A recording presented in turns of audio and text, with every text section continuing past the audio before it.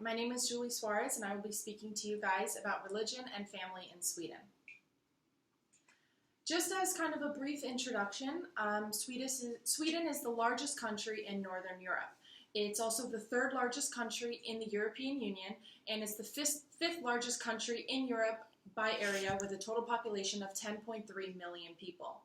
The capital is Stockholm, and they are the 16th richest country in terms of GDP. Now, my thesis statement is the most common type of household unit in Sweden is the nuclear family. This is due to the religious norms of Christianity, which is the most prominent religion of Sweden, as well as the Swedish culture. Speaking about religion, Swedes usually pride themselves on having a very religiously diverse and tolerant society. This is to say about 63% of the population identifies as Lutheran, which is the Church of Sweden. Also 17% identify with another type of religion, and this could include Roman Catholic, Orthodox, Baptist, and as well as Islam, Judaism, and Buddhism. Christianity has a long-standing presence in Sweden, but from the 11th to the 16th century, Catholicism was actually the main religion of Sweden. After the 16th century, the Church of Sweden had basically emerged as a national church during the Protestant Reformation and has remained the dominant religion ever since. Most Swedes who are active Christians usually attend church for significant rituals and ceremonies such as baptisms, marriages, and funerals. But for some, the Church of Sweden kind of provides them more with a cultural identity rather than just a place for significant rituals. In 2000, what happened was that there was a complete legal separation of the church and the state, making Sweden officially secular.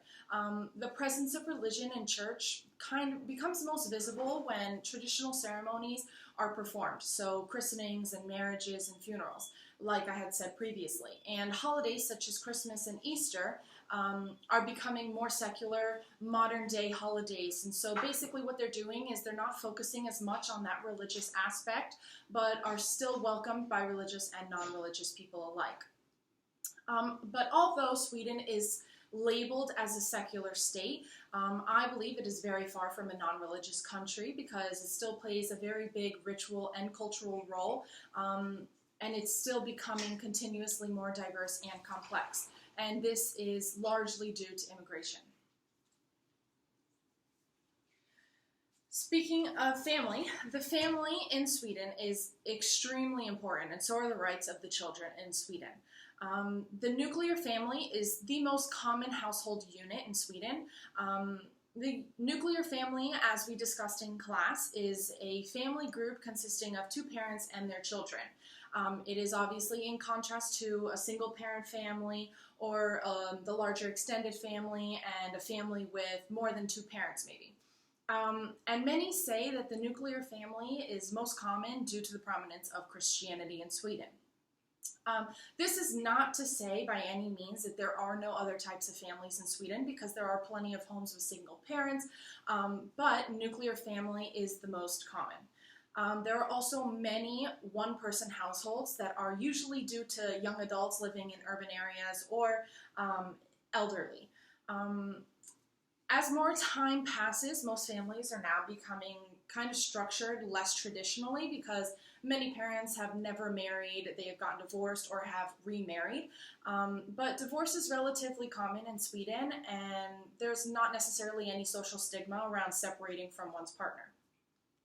Kind of on a side note, in terms of, well, not on a side note, but in terms of the children, most of them are raised to view themselves as equal to those around them. And in the Swedish culture, it's really important that they view competition as something that's not really good. It's often discouraged.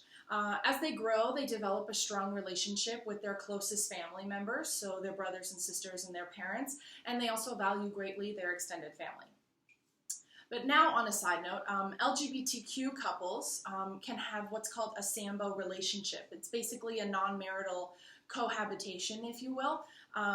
or they can establish a registered partnership that affords the same legal benefits and obligations as a matrimony. But nonetheless, couples basically have an opportunity to marry regardless of their sexuality, and in turn have the same rights as their heterosexual counterparts.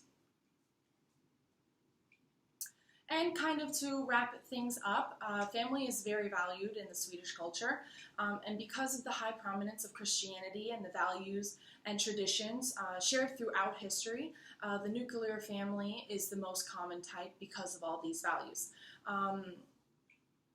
Basically, children are raised to believe in family and to understand the importance of it and make sure they carry on those traditions and those histories that previous generations have done before them. Thank you.